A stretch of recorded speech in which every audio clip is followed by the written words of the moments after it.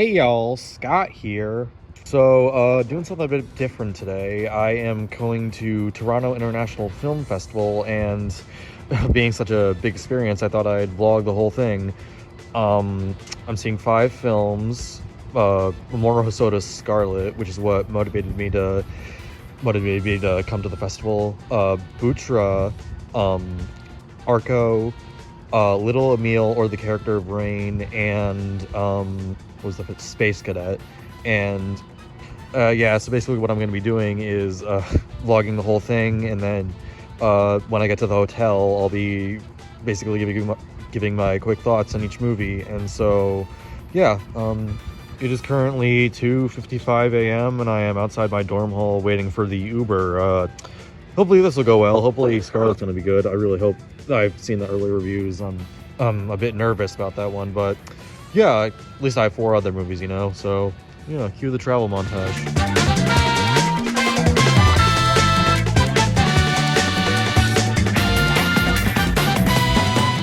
Okay, so it has been about 6 hours. I am in Toronto now, as you can see. I just got done watching the Nintendo Direct with some friends. No Ultra Smash Deluxe, no Fire Emblem 4 Remake. I'm sure Platy is very happy about that. Once again, we got the Glass Worker in American theaters before FE4 Remake.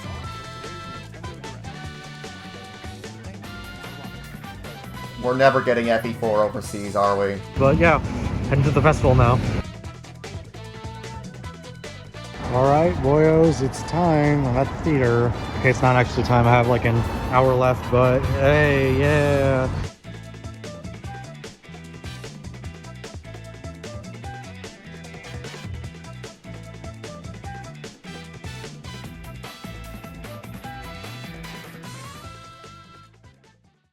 Okay, so it is currently 10:43 p.m. It is Saturday. I left yesterday on Friday.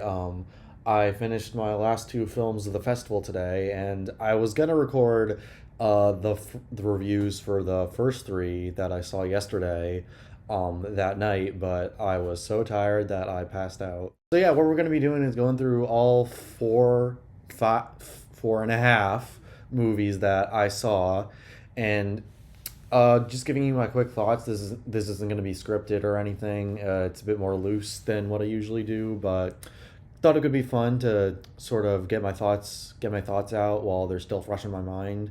So yeah, first movie I saw this weekend was Mamoru Hosoda's Scarlet. Now, this was a movie I was very excited for, being a big Hosoda fan and all, and like I said in the intro, the early reviews sort of put me off. I saw a lot of mixed reactions, and I was like, okay, maybe set my expectations lower, but I still think this could work. This could work for me, especially since, I mean, being as big a Hosoda fan as I am. But I saw the movie, and it was, it's hard to say. It was.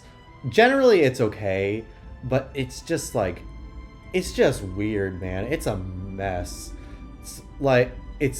At first, it starts off with this Princess Scarlet. Her father is murdered, and okay, you think they're doing Hamlet, which makes sense. This seems like an interesting story for Hosoda to tackle, but then it becomes this entirely new thing in the land of the dead, and Scarlet needs to she's trying to get revenge on her uncle, which makes sense, sure, her uncle who murdered her father, but it's just weird. You can't keep track of anything. It's just the adventure portion, it just feels sort of monotonous. Like, I didn't really get much out of it, and the characters are good. I really like Scarlet as a protagonist. I like the nurse character who accompanies her, who he's a guy, but he accompanies her. I like them. I like their chemistry. But yeah, I feel like just a lot of this movie felt underdeveloped and weird. Like, the pacing is seriously wonky. The first 15-20 minutes were my favorite part, where they're doing the Hamlet thing. And then once Scarlet enters the land of the dead, okay, like, maybe they're going in this direction, maybe they're going in that direction. And then it just keeps going, and it keeps throwing so many ideas at you that that a lot of stuff just gets lost in the shuffle, I'd say. It's awkward, I'd say. Like, there's this one scene later on in the film where I won't spoil it, but it feels like Hosoda is trying to replicate Belle, which is his previous film. It's just so out of place, so weird. I do not know what they were going for with that. And that's just sort of the movie in general. A lot of it feels awkwardly put together, and I like these pieces on their own, but the way they're assembled is just, it feels wrong. I don't know how else to put it. Now, technically, the movie is impressive. The animation is really gorgeous. I think it put a lot of people off in the trailer. There are a couple wonky CGI shots, but they do the blending very well, I'd say. And also voice acting is superb. The music is incredible, and like Hosoda's direction is on point. Like, even the worst Hosoda movie is better than a lot of other average animes, but overall, something just felt off with this one. You can definitely tell it's ambitious for sure, but like it feels a little over ambitious, I would say, and just definitely a bit of a disappointment for a director I love so much. So yeah, 6 out of 10. All right, next up we have the half movie, which is called Bouchra. Right, time for movie number 2. Cannot be with us today, but I hope you enjoy the film. Take care. And I will let this clip speak for itself. I walked out. Yeah, so I had walked out of this one, and I mean, I can't show footage of it because there isn't any online, but if I showed the footage, I think you would see why. This movie is ugly. Oh my god. It is so ugly. It makes Norm of the North look like Into the Spider-Verse, and I am not joking. I guess I don't want to be too hard because like lower budgets, but like the art style is just so unappealing and awkward, and it feels icky to watch. It feels like I'm not supposed to be watching this, like it wasn't meant to be released. And it's just, and like the story about this like lesbian wolf, and she's trying to, I guess, confront her mother, and like I guess it was interesting on paper, but like it's hard to pay attention because it's so ugly. I don't know what to say. It's just, and it got to the point in the film where I just like, okay, I'm not getting anything out of it. I don't think I'm gonna get anything more out of this. It was about 50 minutes in. It's a 80-minute movie, so I just said, you know what, fuck it, I'm leaving. So, and I gotta get to the next movie. So yeah, that's what I did. And so I can't technically rate this one, but it was not for me. All right, the third movie I saw yesterday on Friday was Arco.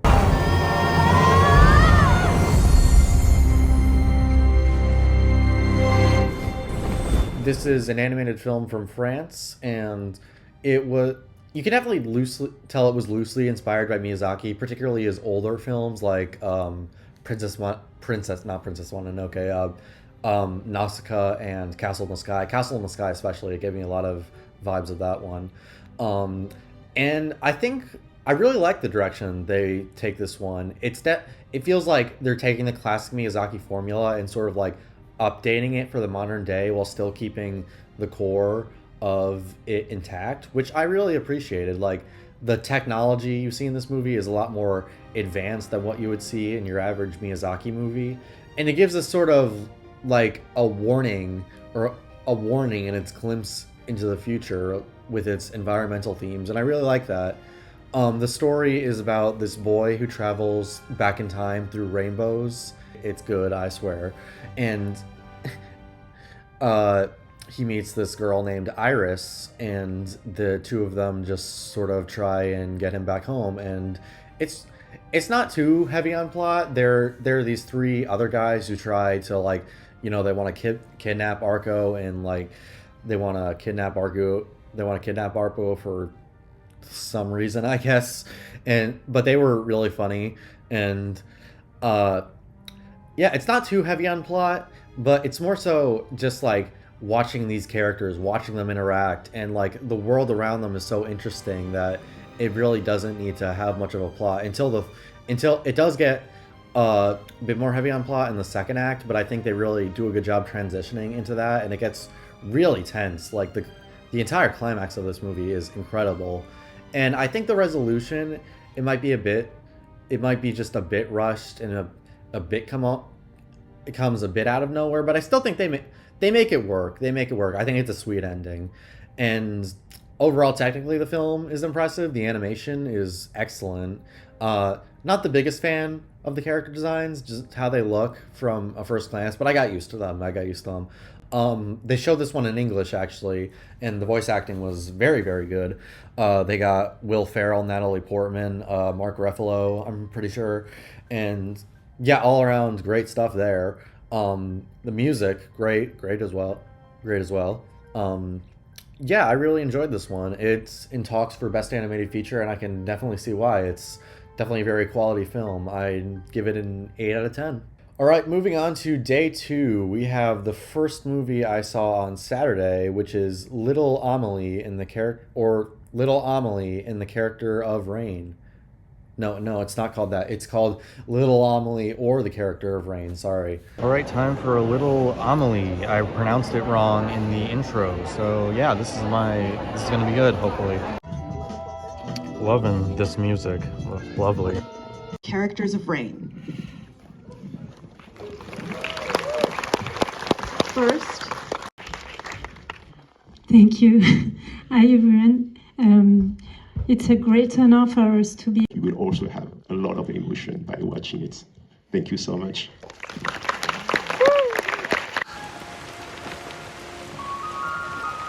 Now this was my most anticipated film of the festival. It was Scarlet at a point, but I sort of lowered my expectations after seeing those early reviews, and this one, oh my god, it lived up to my expectations and then some. It's this gorgeous film about a little Belgian girl who lives with her family in Japan, and they have like this Japanese nanny who takes care of her, and they sort of bond together, and like there's themes about like it takes place right after the war, and there's themes about like I guess you could say generational trauma, but but it's different from a movie like Encanto, I'd say. There are themes of like past, war, death, life, and it's done so expertly well, and it really makes you think about your past, about your future, about who you love, and it's amazingly done. It's beautiful, it's gorgeous. The main character, Amélie, is incredibly charming. She's adorable. I love her so much. She's the entire film just radiates joy and love and beauty, and the art style especially. They go for this like this painterly aesthetic with minimal outlines, and it's just so gorgeous. You can see like the strokes and like the colors just pop, and like it's so gorgeous. And I'm sorry if I'm saying "and" a lot. There's just a lot to say about this movie. It's one of the most beautiful films I've ever seen, and I think it's a great movie for kids as well as adults. Like it's not a bad kids.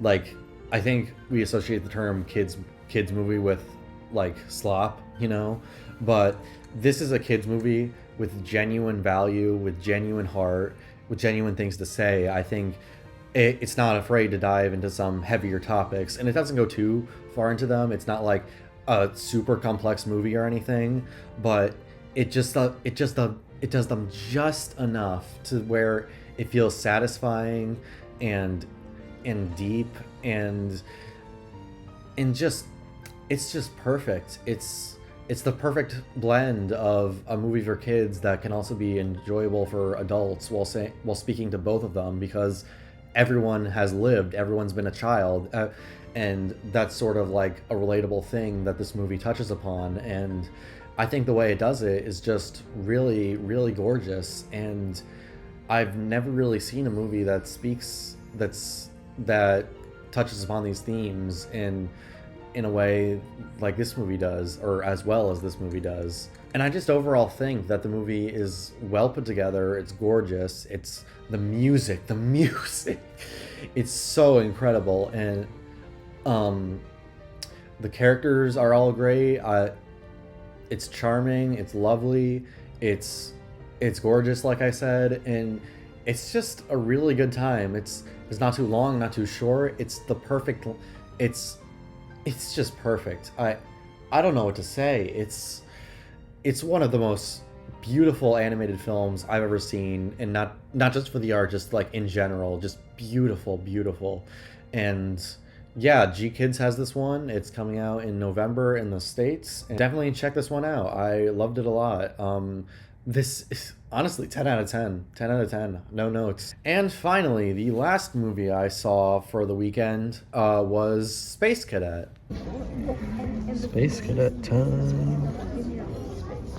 When I was 10 years old, I threw a party, but I threw it on a national holiday, and nobody came. It was one of those like. But people showed up to TIFF. It was my first time at TIFF. This is an animated film by Kid Koala, who I believe he's big in Canada. I believe he's an indie musician, I believe. And I was interested in this one because I thought it looked like stop motion, and like a charming stop motion film. And so I decided to squeeze this one in. Arco, Little Emile, and Little Amélie.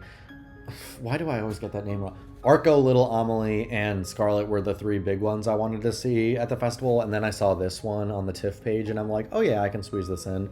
And I'm glad I did, because I really enjoyed this one too. It's about this little girl who sort of, and her guardian is a robot, and the two sort have a special connection, and then the girl goes into space on a mission, and the robot's left down on Earth, and we see like the adventures of the two as they're separate. And if you've seen the movie Robot Dreams, I think it's very similar to that, not just because there's a robot, but just like the connection between these two characters and like what happens to them after they're separated. And I think they do it very well. It's a very charming film. In just like its presentation, there's no dialogue, it's dialogueless, but they really do a great job at conveying everything without words, and it's just really well done all around. Like I don't believe Kid Koala, he's never done an animated film before. This is his first one, and actually at the Q&A they said it took them 14 years to make this, which is very impressive. But it's very very impressive for like a first try. Like this, it is like animation in its purest form you can use to tell a story, and it tells that story very well.